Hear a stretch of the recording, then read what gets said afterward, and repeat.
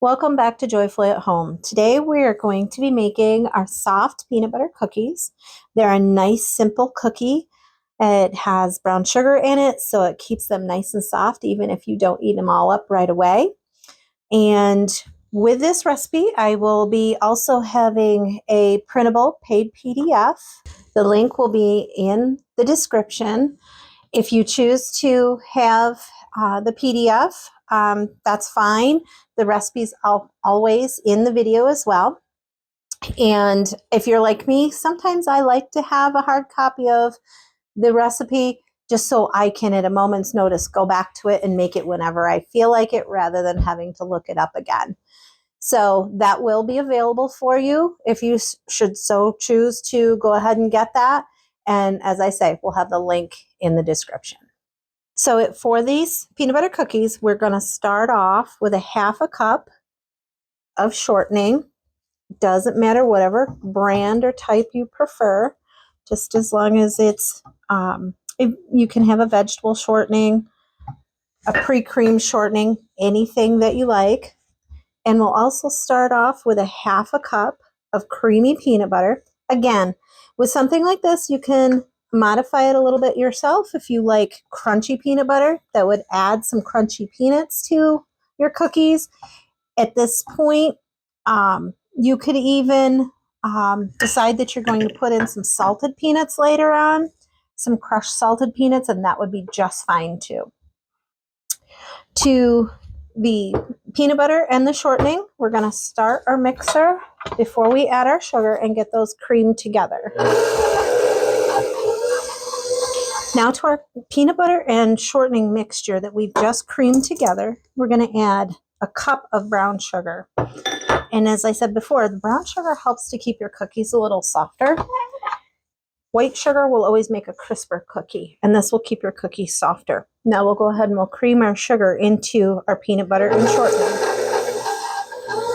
Now that we have our sugar creamed in together with our peanut butter and our shortening, we'll add 1 whole egg and blend those together. Now that you have your egg, your sugars, peanut butter, and shortening all creamed together, you're going to go ahead and add 1.5 cups of flour, a teaspoon of salt, a teaspoon of baking soda, and a teaspoon of baking powder. Now, if you were going to add salted chopped peanuts, this is where you could add those because it would be in your final mix, and you could add those at this point. We'll go ahead and mix all this together, and then our cookie dough will be ready for the oven.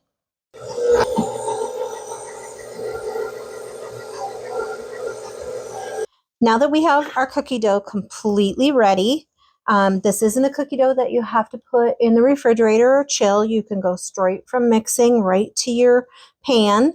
I usually like to line a cookie sheet with parchment paper. Just makes cleanup much easier. There's no need for greasing or anything with parchment paper. And even if you use a bare pan, these with the peanut butter and the shortening, you don't need to grease your pan. So we just use a standard size cookie scoop and just get a nicely packed scoop and just pop it right out onto your parchment. Your first couple sometimes slide a bit, so you just reposition them just like that. And then you just keep filling up your pan, making sure that you put your cookies about 2 inches apart. When your pan is full, we'll go ahead and flatten your cookies slightly, just a little bit. You don't have to smush them down or anything like that. You'll just kind of flatten them just ever so slightly like that, and they'll be ready for the oven. Now, once your pan is full, as I say, you'll flatten them. You can use the palm of your hand to just flatten them slightly, just like that. They're ready for the oven. Out of this batch, you'll get anywhere between 24 and maybe 28 cookies, depending on the size of your cookie scoop. Could be a little bit bigger, could be a little bit smaller, but they're going to go into a 350-degree oven now, and they're going to go for about 12 to 15 minutes, and then we'll show you what they look like when they're all done.